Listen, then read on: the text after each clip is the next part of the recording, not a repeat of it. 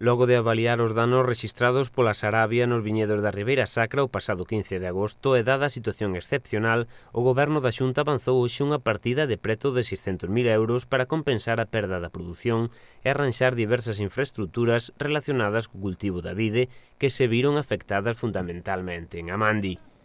Feijóo precisou que o Goberno galego habilitará unha orde específica para compensar a perda da produción cunha liña de axudas de 500.000 euros, da que se poderán beneficiar aqueles viticultores que non tiveran suscrito ningunha póliza de seguros, sendo a achega máxima por viticultor de 15.000 euros.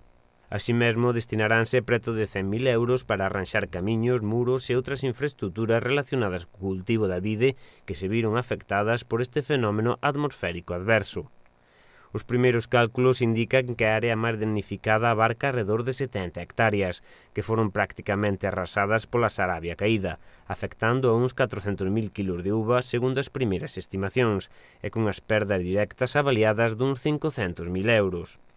Solicitouse, segundo informou o presidente da Xunta, a declaración de zona afectada por emerxencias.